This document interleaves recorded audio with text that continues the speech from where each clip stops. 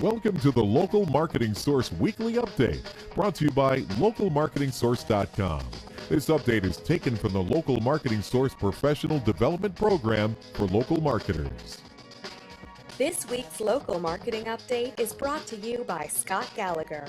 Scott is the co-founder of Local Marketing Source and has become the recognized expert in providing online marketing services to local businesses. Follow Scott on Twitter at ScottGallagher5 and on Facebook.com/ScottP. Has it started again? Because now I started the recording. It wouldn't let me record while the application was running. Now I started recording, but it seems to tell me that yeah, okay, well, we'll give this a shot then. Alright guys, well, Scott Gallagher here, as you know, with Local Marketing Source, bringing you our weekly local marketing industry update. Now, next week's LMS member call is going to be Wednesday, October 9th at 4 p.m. Eastern.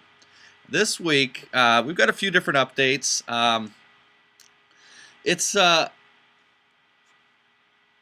I printed up my wrong notes here.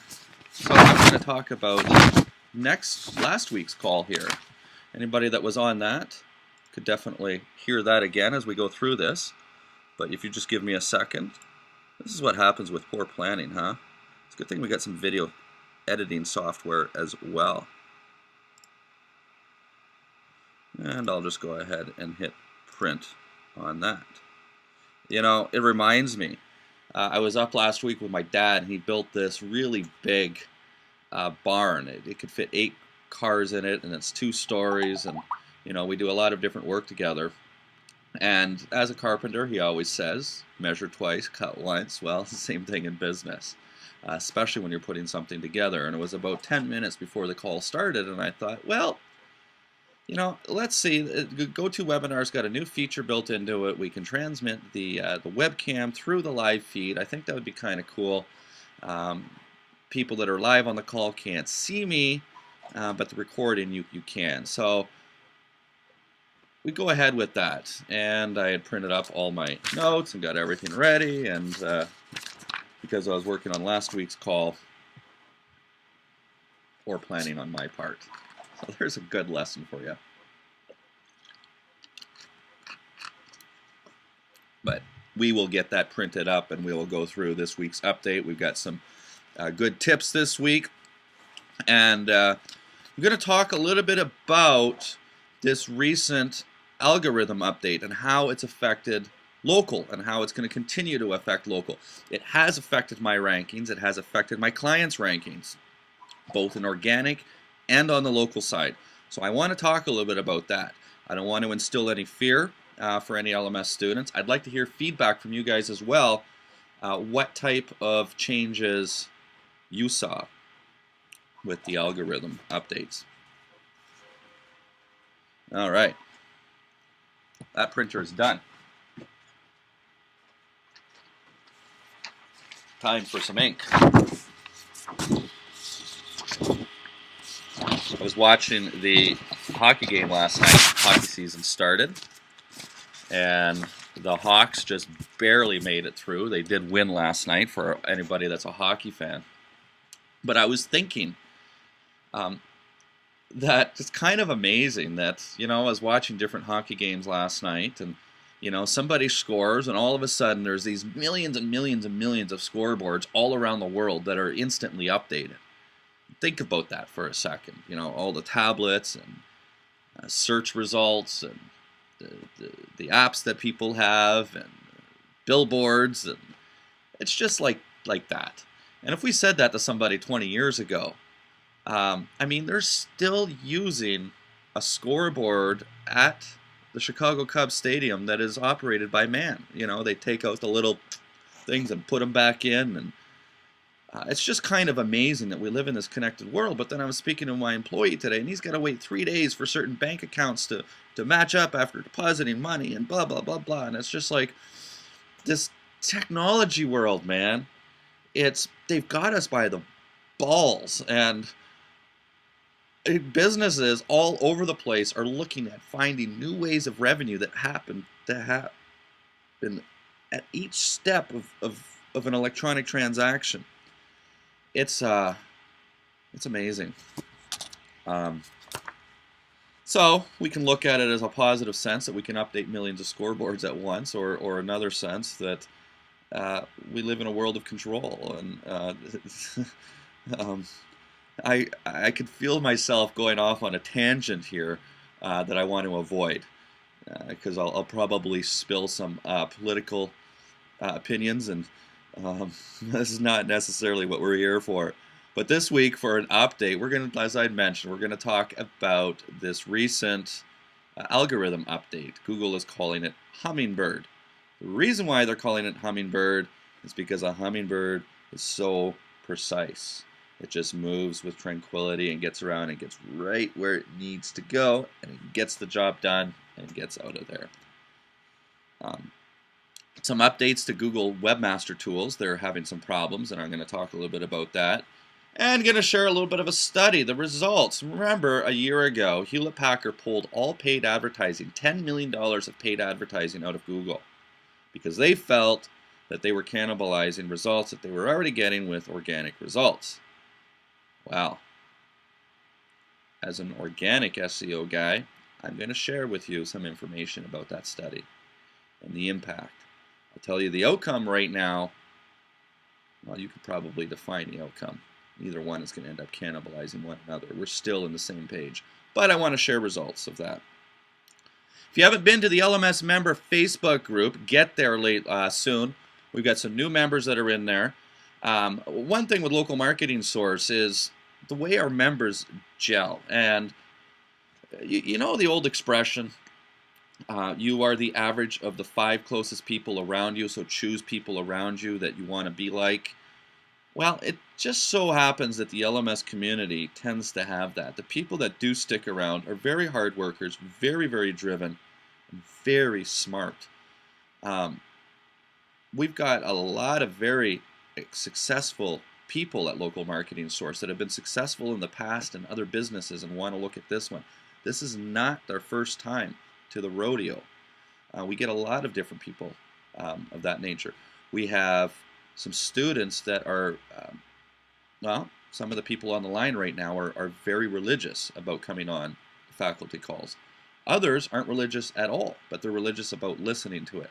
But the one common ground is our Facebook group. So I want you to get there and just say hello, share some of your week or some of your challenges or whatnot. But now talking about Hummingbird, this is the Google algorithm update. It's their third major update. Now keep in mind that Google has about 500 updates a year, so that is 1 to 2 updates a day. But every once in a while they come out with a major algorithm update. We've heard of Panda and Penguin. Well, we've now got Hummingbird.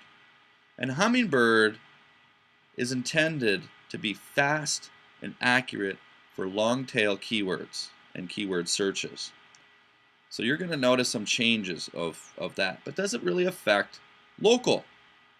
Well, based off of the studies and based off the results that we've found, both from my personal sites, my client sites, as well as other SEO marketers out in the community, the general consensus is yes, absolutely. It does affect it. Now, we actually had some clients that bumped up in results. That's typically what we tend to follow. As Google tends to get smarter and smarter at understanding the ways to defunk Google, those ways to manipulate Google, they are getting smarter and smarter at it. So we don't try to manipulate Google. We try to provide Google exactly with what they're looking for. And that's businesses that have great exposure on the internet and happy customers. So it's natural that our clients are going to increase in ranking. If you're following the LMS strategy, I would not fret and worry about this algorithmic change. The other aspect is that you want to consider is that long-tail keywords typically result in organic results, not local results.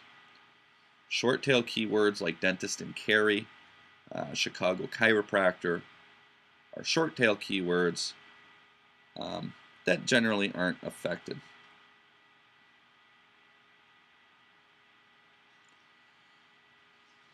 If you've been in Google Webmaster Tools lately, you've been noticing that the queries for particular reports are extremely delayed. They've been delayed for several days.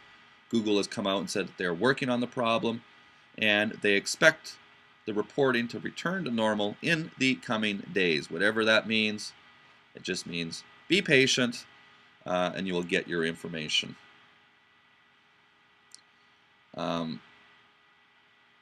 It actually started in certain areas on September 23rd, 25th.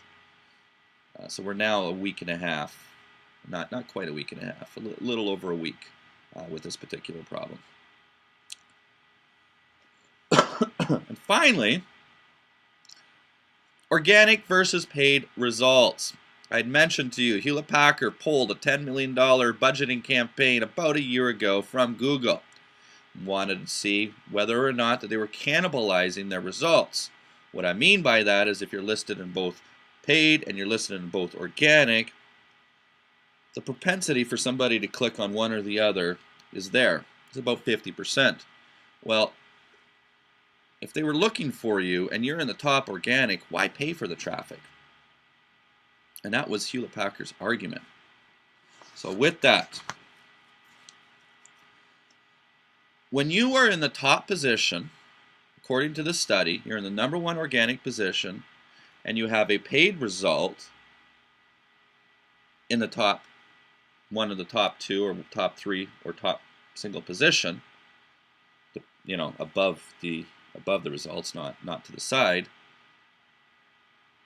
40% of the time, you're going to get people clicking on the top organic result. 60% is going to click on the paid result.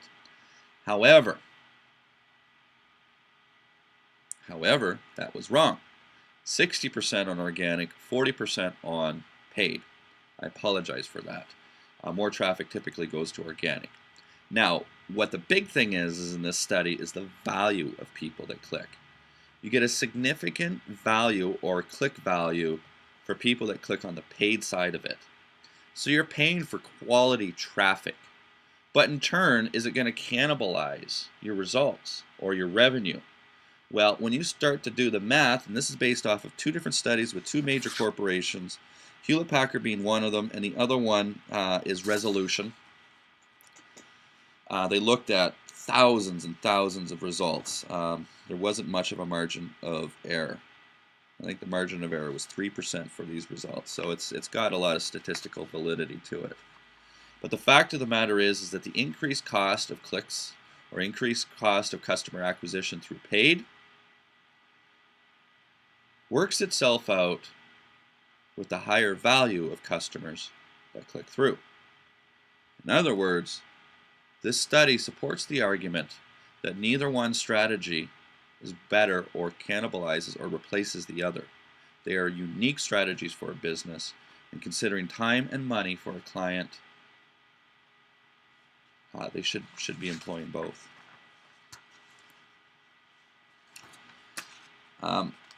This week for a local business tip, I typically would do that a little bit earlier, but I wanted, it's going to tie into the business tip for our local internet marketing agency too. And this week I wanted to talk about the internet.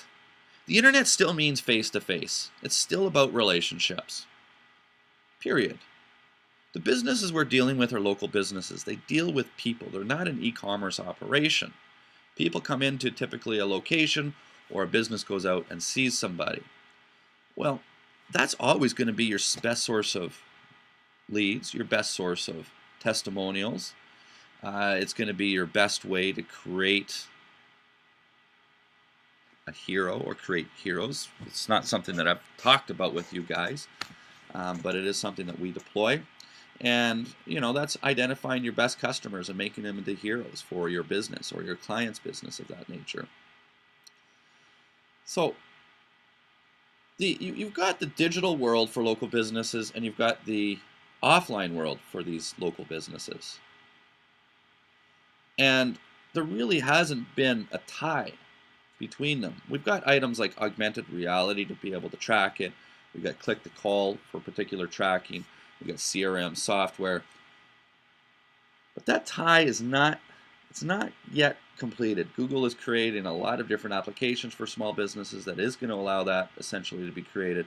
But even this aspect right here, that we are running a podcast with video, trying to see my expressions and whatnot. The reason being is there's only 3 ways to influence human behavior. I've said this many times, and I'll continue to say it until it's bred into people's heads. The words that we say, the tone that we use, and our physiology. These are the 3 ways that I've got to influence your behavior or get you to buy into my product or my service. And I can deliver those through a variety of different means. Face-to-face meetings, webcam, telephone, email, YouTube. I mean, the list goes on of different ways. But each one of these ways has an influence on how we're going to influence this person's behavior. The words that we say represent about 7% of the weight of influencing human behavior. Our tonality is about 35%. And our physiology is 53%. So I could say, I want to go to the store. Well, I don't want to go to the store, man. I said the exact same words. But I meant 2 completely different things. I meant the exact opposite of one another. Actually, if anybody's ever been in Asia, I spent some time in Asia, and their language is very different than the, well, Chinese. I spent time in Korea. Friends and family have spent time in China. And understanding the Asian culture and their language, they're very different than English. They operate off of tones and sounds are very important. So you can take an inflection, and you can what, or ma, or So I made sounds. I made the same sound that would be written out, but I had an inflection up, a monotone inflection, and an inflection down. And you got to be careful, because going up or down could completely change what you were trying to say. And that's the beauty of their language, is they listen to different sounds a lot differently than we listen to syllables or specific words. I mean, dialects in the English language vastly influence what we're trying to say. I mean, I have a hard time listening to some Aussies. Go to Australia, or I mean, I'm sure it's the same for our New Zealand students that are on the line too. You give you guys a couple of beers, man, and I can't understand a word you guys say. I mean, you just talk so fast, but you all understand each other. I don't know how it is for North America, but the same thing. I go to Texas, y'all, what y'all doing down there? I mean, they're all freaky. The words, I can't understand half the stuff that people say just because of dialect. Forget about tonality. So, I mean, tone is so important. Our physiology as well is very important. There's so many different movements in our face that we don't know about when we're doing something. Like somebody says something, and you can make the most subtle little movements in your eyes and your cheeks and whatnot, and subconsciously our brain is picking this stuff up.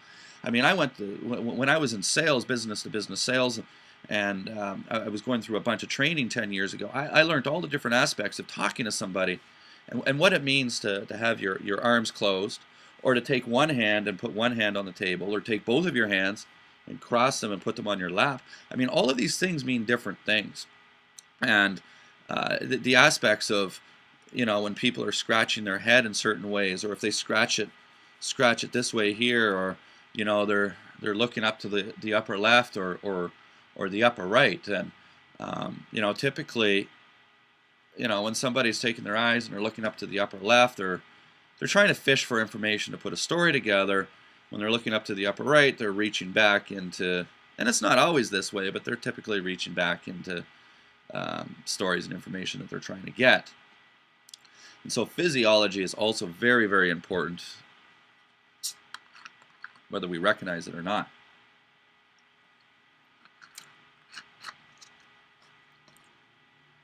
That's why I say the internet is still face-to-face. The whole objective of the internet, everything that we're trying to do, is get in front of these people. So when I teach sales, we go through different steps.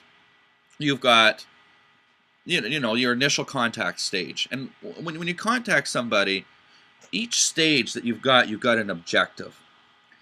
And with that objective, you want to get what's called a commitment and or an advancement. Well, you're not going to walk in cold and say, here's my proposal you want to buy. So we ask a whole bunch of different questions to understand the customer and present a solution to the customer that's viable for them.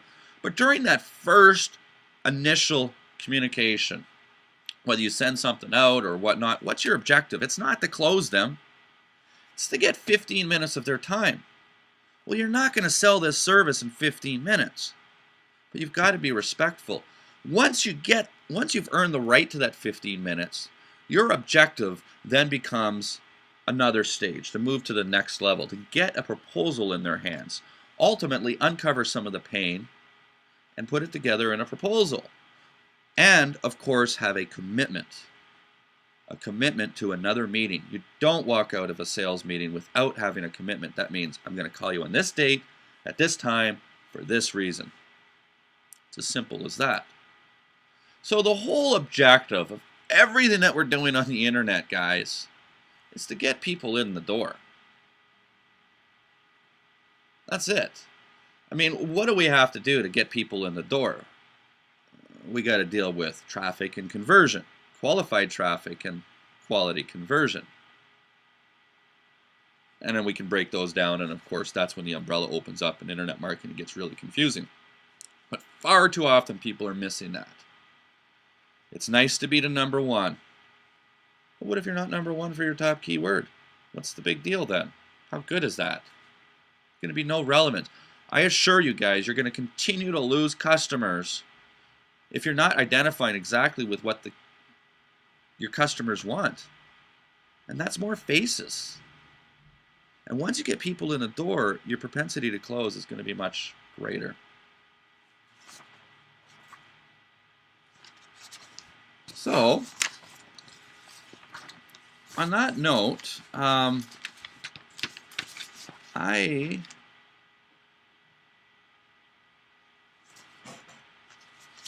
don't think I have much more to add.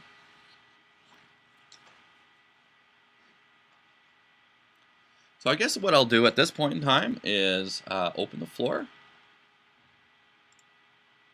to some questions.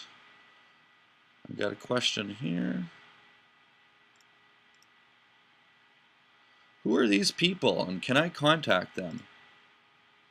Ed, what do you mean by who are these people and can I contact them? What was I talking about? What people was I talking about that you might want to contact? New students, maybe?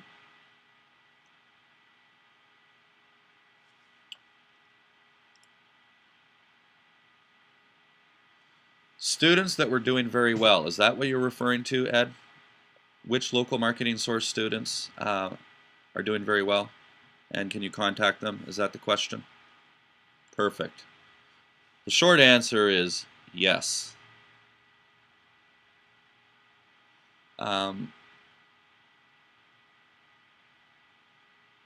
We've got some webinars that we've done with certain students. I've done a webinar with Josh and Jem, and another Scott, there's a Jason, I believe. It's actually two different Scotts we've done webinars with that are students. I encourage you to watch those, especially with Josh Nelson. Also, you guys are all a part of the Facebook group. You're connected. Even if you're not friends, you're connected.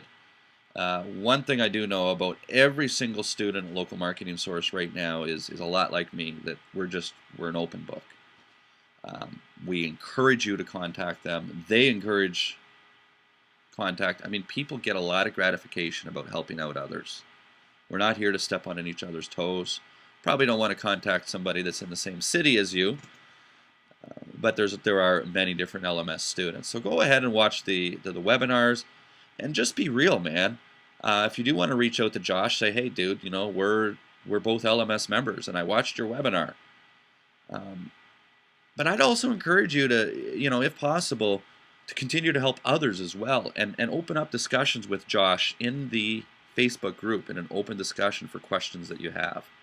But there's some really, really good tips in there as to what these guys have done. I mean, you can hear my story all you want, but I'm just one guy in one story. When you start to hear other people's stories, you're going to be able to find ways to relate to other people as well in many different ways. I highly, highly, highly encourage everybody to leverage those that have been successful. It's that simple. There's no rocket science to this. You don't need to be a brainiac to go out and sell this service and deliver this service. It takes a lot of dedication and a lot of work to get everything going, but I assure you, it's so worth it. This is a great, great, great business. Fortunately, in my life, you know, things are getting. I'm doing everything I can to get things a little more positive in my life. It's been the toughest year of my life, and I really haven't worked a heck of a lot. And I'm very thankful that I've got a company that has been able to support the time and the money for me to travel. I've probably put on 30,000 or 40,000 kilometers or miles, excuse me, traveling up to Canada, just in that alone, for memorials and visiting people, you know, financially in a different way. Just things have come up, and I mean, that's life. It's life, and I'm thankful that I've got the business to be able to support that, and now I can spend time on other things. So I'm a big advocate of it.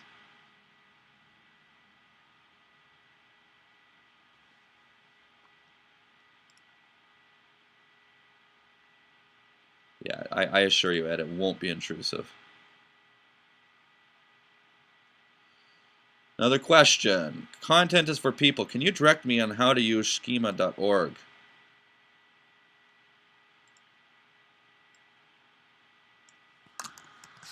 All right. So many tools, Ed, that exist in this world.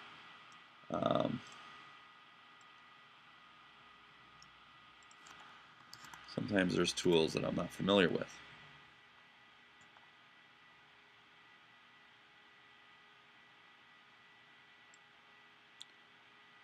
So, Schema is a site that provides a collection, such as HTML tags, that webmasters can use to mark up their pages in ways recognized by the search providers.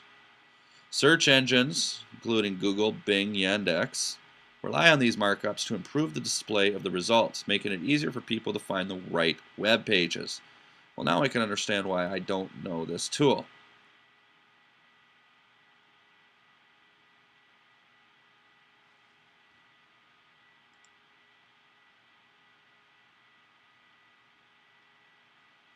So, Schema is a website for webmasters to understand different, what we call HTML markups. HTML is an acronym for Hypertext Markup Language. HTML is the standard, as we know, on the internet, and it follows the HTTP protocol. Different versions of HTML have arisen in terms of this language. We're now in version 5. All web browsers that are running and downloaded today are HTML5 compliant, and it allows for a lot of different functionality of a web page than way back in the day. If you use Facebook, you can see a lot of HTML5 in action in terms of the little chat bar on the side, the search functionality, and whatnot, and embedding. Now, markups are a piece of code, a piece of HTML code that we can put on to a particular web page to tell other computers what piece of information this might be. In this case, we're telling the search engines what a different piece of information. So the list of markups is long. The websites that we deal with for local businesses are extremely basic websites in the whole perspective of websites. They're $3,000, $4,000, $5,000 websites. They're not $20,000 or $100,000 websites. We just don't go to that level. In terms of functionality and integration and what needs to be done, relatively speaking, we're fairly basic. Even my websites are fairly basic websites. In addition to that, we're only dealing with local businesses. So the list of HTML markups for local businesses is actually relatively small. And there is a list, and what would be a nice thing is maybe a checklist of HTML markups. But we do teach different HTML markups throughout the content and local marketing source. For example, one of the HTML markups that we would use is authorship. That tells a search engine who the author of that content is and links it to a Google Plus page. A geotag is another markup. That gives a longitude and a latitude of the specific location as opposed to an address. Be able to match it up. H-review is another markup. For example, let's say you have a written testimonial. You would want to wrap that testimonial in an H-review markup, and it will then be considered into the Google system as a particular review. Additionally, with the H-review markup, you may also want to link it, and inside the wrap of the HTML, the name of the individual, you would probably want to hyperlink it to a social channel as well to increase authority of that. So there's, those are some big HTML markups, but there's really not a heck of a lot. Where can you see examples of how to place it in the code? Good question as well. Where can you see examples? All right.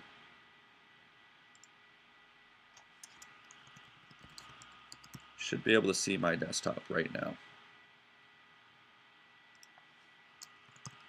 There are, in the videos I do show it. I'm just not sure off the top of my head what video I'd be able to find it, but it's going to be in the SEO section, not the local section. And I don't know, there's 7 or 8 videos in there. Just trying to remember the structure.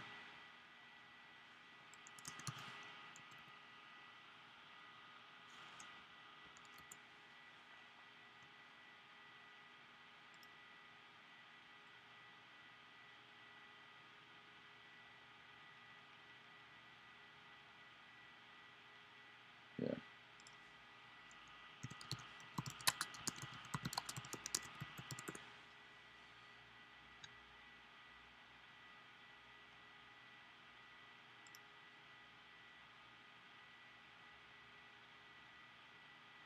That's it. It's actually in the local SEO section. There's a video called Rich Snippets. Watch that video. So here's an example from Google as well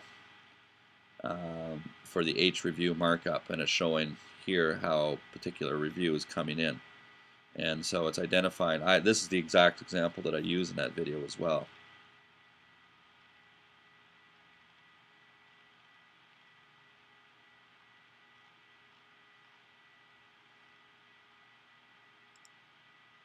So here's your HTML code right here, okay? And there's 3 ways to mark up a review in HTML. There's what they call microdata, microformats, and RDFA.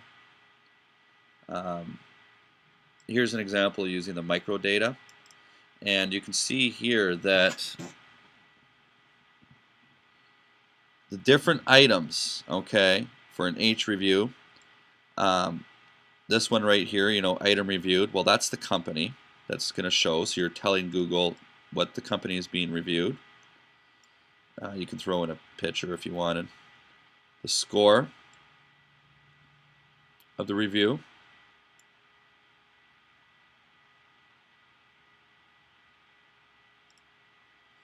We'll look at We use RDFA. And you just identify which items ultimately need to be replaced. So these are the user fields. If you know a little bit about HTML, in between these two symbols,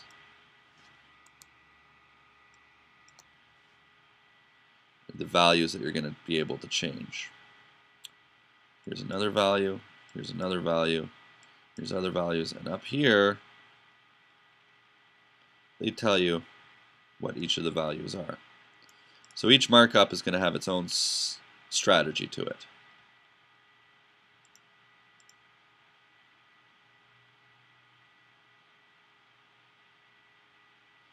Okay, the geotag, Ed says, the geotag is so important. I don't know where to place it and exactly what to copy. Okay.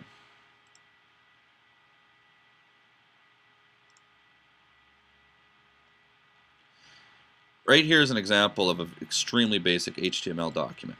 Okay.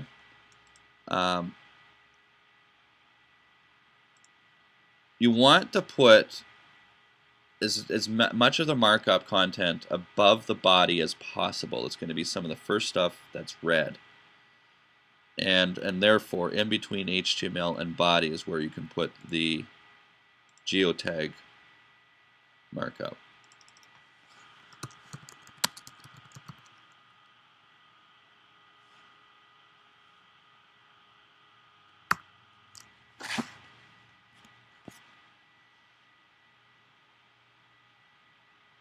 Little generator. Here's an article.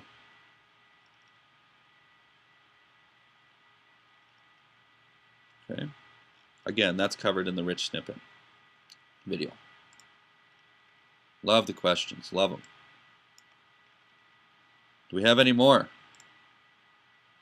And have I answered your questions?